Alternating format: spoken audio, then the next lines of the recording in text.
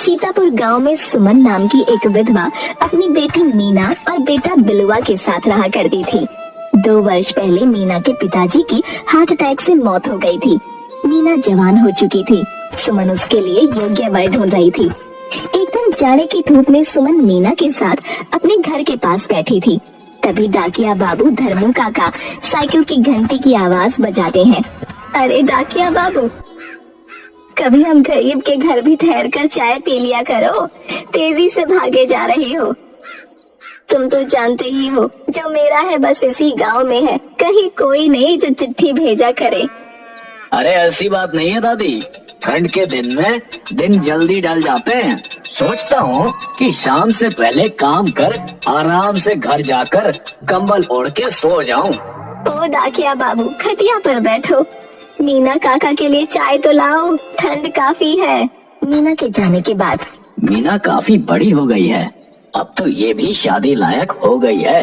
हाँ डाक बाबू, मीना के पिताजी की इच्छा थी कि पढ़ा लिखा कोई सुयोग्य वर देखकर इसकी शादी कर दी जाए, लेकिन उनकी इच्छा तो अधूरी ही रह गई। सब ऊपर वाले की लीला है दादी, उनकी इच्छा के विरुद्ध कुछ नहीं होता। डाकिया बाबू, तुम तो जगह जगह घूमते हो, इसके लिए कोई अच्छा सा रिश्ता बताओ। तुम्हें तो पता ही है इसका भाई बिलुआ बेईमान है। इससे पहले कि वो खेत घर बेच दे, मैं इसकी शादी कर देना चाहती हूँ। कासगंज गांव के विजय का बेटा प्रकाश बहुत ही अच्छा और होनहार है दादी, गांव में ही टीचर है। वो मीना के लिए अच्छा रहेगा। आप कहो तो मैं बात चलाऊं? नेकी और पूछ पूछ, भाई जितनी जल्दी हो उससे बात चलाओ, फागुन में इसकी शादी कर देंगे। ठीक है दादी, अब मैं चलता हूँ, जल्दी ही अच्छे समाचार के साथ मिलूंगा। अरे रुको काका, चाय तो पीते जाओ। ये लो गरम गरम अदरक वाली चाय। अरे वाह, बिटिया के हाथ में तो जादू है। अच्छा है तुमने इसमें अदरक डाल दिया, मेरे गले में कुछ दिन से बहुत खराश हो रही थी, सब दूर हो जाएगा। धर्मू काका कासगंज जाकर प्रकाश के पिताजी से बात करते हैं। सब कुछ बात पक्की हो जाती है। फागुन में शादी तय हो जाती है। अभी नवंबर माह में बहुत ठंड पड़ रही थी। इधर बिलुआ अपने दोस्तों के साथ अलाव ताप रहा था। उधर प्रकाश चोरी छिपे मीना को देखने के लिए उसके घर के पास पहुंचता है। क्या भाई साहब, इस गांव में नए लगते हो, किसी को खोज रहे हो क्या? मकान को बहुत देर से ताड़ रहे हो? नहीं भैया, बगल के गांव जा रहा हूँ, तो ये मकान का डिजाइन देख रहा था। मुझे भी घर बनवाना है, ऐसे ही मैं भी बनवाऊंगा, इसलिए देख रहा था। अच्छा, तुम मकान देख रहे हो चुपके चुपके? यार तुम तो बड़े काम के आदमी हो। आओ आलव ताप लो। नहीं भैया, ज्यादा देर हो जाएगी पहुँचने में, मैं चलता हूँ। अरे आओ यार, कुछ देर ठहरा करो, गरम हो लो, फिर चले जाना। चलो अब 1000 रुपए निकालो तो। क्या रुपए किस लिए? वो मकान का डिजाइन देखने के लिए। मैंने ये मकान का डिजाइन 1000 रुपए दे के बनवाया था। वैसे तो लेता 2000 हूँ, लेकिन तुम बोले कि बगल के गांव से हो, इसलिए 1000 रुपए डिस्काउंट। अब लाओ 1000 रुपए दो। प्रकाश समझ गया कि वो मीना का भाई है। उसने तुरंत रुपए दे दिए। शाबाश, आदमी तो आप ठीक लगते हो।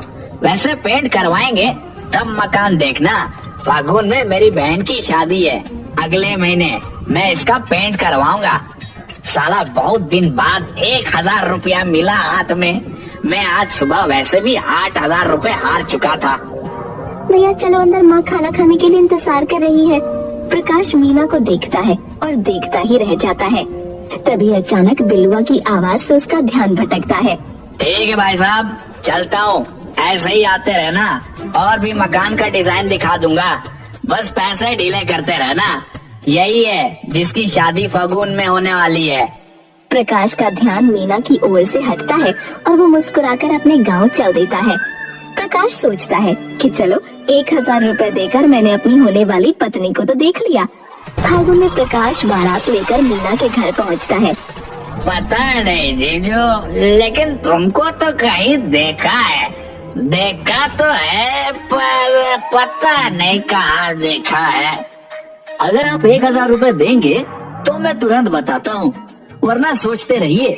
पेट में दर्द हो जाएगा। क्या सोच रहे हो साले साहब, ये ऑफर अभी तक ही है। मान गए जीजू, तुम भी बड़े कमीने हो। ये लो 1000 और जल्दी बताओ। हम 2 महीने पहले यहीं पर ही मिले थे, जब तुमने मुझसे अपने घर के डिजाइन को देखने का 1000 रुपया ले लिया था। ओहो, तो ये बात है। जीजू तुम मकान देखने नहीं, मीना को देखने आए थे। अगर ये बात पहले पता होती तो तुमसे 5000 ले लेता। चलो, माँ ने तुम्हें गिफ्ट में 2 लाख रुपए दिए हैं ना, उसमें से साले का 10% कमीशन 20,000 रुपए जल्दी से देकर आगे का कर्म स्टार्ट करो। बलुआ, तुम्हें शर्म नहीं आती मेहमान से पैसा मांगते हुए? शर्म कैसी? जीजू अब हमारे फैमिली मेंबर बन गए हैं। अब हमारी इज्जत इनकी इज्जत बन चुकी है। हमसे मेरे दोस्त दारू पार्टी मांग रहे हैं। मेरी इज्जत दांव पर लगी है। उसके लिए जीजू इतना भी नहीं कर सकते क्या? प्रकाश 20,000 रुपए देकर बिलुआ से किसी तरह पीछा छुड़ाता है। संयोग से कुछ दिन बाद प्रकाश का ट्रांसफर हो जाता है। रविवार के दिन डाकिया धर्मू काका प्रकाश के घर पहुंचते हैं। मीना बेटी, अरे ओ मीना बेटी। अरे आइए आइए डाकिया चाचा, कैसे हैं? बहुत दिन बाद इधर आए। रविवार छुट्टी के दिन भी काम कर रहे। इतनी भीषण गर्मी में क्यों बाहर निकलते हो चाचा? अरे बेटा, काम तो काम है, उसको करना ही पड़ेगा। कल थोड़ी तबीयत अच्छी नहीं लग रही थी, इसलिए कल वाली छुट्टी आज बांट रहा हूँ। कर्तव्य निभाना तो कोई आपसे सीखे चाचा। पर एक शिकायत है चाचा आपसे। पहले आप आते थे तो दूर से ही प्रकाश प्रकाश चिल्लाते थे, और अब शादी के बाद मीना मीना पुकारते हैं। बेटा, घर असल में गृहिणी का ही होता है, और मीना बेटी को तो मैं बचपन से ही देख रहा हूँ। ओह, मुझे तो मालूम ही नहीं था कि मेरा घर अब मीना का घर बन चुका है। लो, मीना भी आ गई। प्रणाम धर्मू काका, कैसे हैं? मेरे घर का हालचाल बता दीजिए, बहुत दिन से वहाँ का समाचार नहीं मिला। घर का हाल तो बहुत बुरा है बेटी, अब मैं क्या कहूँ। बिलवा की आदत तो तुमसे छिपी तो नहीं है। रोज दारू पीकर जुए में हार कर आता है और सुमन दादी से झगड़ा करते रहता है। काका, यही सब देखकर तो मैंने कई बार उनसे कहा कि तुम यहाँ आ जाओ, लेकिन उसका पुत्र मुँह और बेटी के यहाँ जाकर नहीं रहने का सिद्धांत, उन्होंने मेरी बात नहीं मानी। रो मत बेटी, अब तुम्हें मैं एक अच्छी खबर सुनाता हूँ। प्रकाश का ट्रांसफर तुम्हारे ही गांव के मध्य विद्यालय में हो गया है। अब तुम वहाँ रहकर कम से कम माँ को देख रेख कर सकती हो। सच काका? भगवान तेरा लाख लाख शुक्रिया। चलिए, ये भी अच्छा ही हुआ। मेरे घर में यहाँ पर भैया और भाभी तो है ही, माँ पापा की सेवा करने के लिए। इसकी माँ की ही चिंता मुझे हमेशा लगी रहती थी। एक सप्ताह बाद प्रकाश सीतापुर गांव के मध्य विद्यालय का प्रभारी पद संभाल लेता है और वहीं पर एक क्वार्टर लेकर रहने लगता है। मीना बराबर अपने मायके आती जाती रहती है। एक दिन छुट्टी के दिन प्रकाश और मीना सुमन के घर पर खाने को आए हुए थे। तभी बाहर से सरपंच की आवाज आती है। सुमन भाभी, अरे वाह सुमन भाभी, जरा बाहर तो आना। क्या बात है सरपंच जी, आज हम गरीबों की कुटिया का रास्ता कैसे भूल गए? अरे भूलना, याद आना, नया पुराना, ये सब तो होता रहता है। अब देखो, कल तक तुम्हारे दोनों बच्चे छोटे थे, लेकिन आज दोनों बड़े हो गए हैं। हाँ भैया, वो तो है, मीना भी आई हुई है। हाँ, मालूम हुआ कि मेहमान का ट्रांसफर हमारे गांव के मध्य विद्यालय में हुआ है। चलो, अब आपके लिए तो अच्छा ही हुआ, नहीं तो ये घर छोड़कर कहाँ जाती। कम से कम गांव में आपको मीना का क्वार्टर में एक ठिकाना तो मिला। ठिकाना मतलब? मैं कुछ समझी नहीं। देखो दादी, बिलवा इस मकान पर जुआ खेलने के लिए कर्ज पे कर्ज लेता गया। अब इस मकान की कीमत से ज्यादा कर्ज वो उठा चुका है। मैं ज्यादा दिन तक बर्दाश्त नहीं कर सकता। अब तुम्हें मकान खाली करना पड़ेगा। ऐसे कैसे खाली करना पड़ेगा सरपंच जी? आप तो जानते ही हैं कि बोलने से नहीं कागज से सब चीजें होती हैं। पहली बात तो ये है कि यह मकान माँ के नाम पर है, यानी सुमन देवी के नाम पर है। जब तक ये सिग्नेचर नहीं कर देती आप कैसे इस पर दावा कर सकते हैं?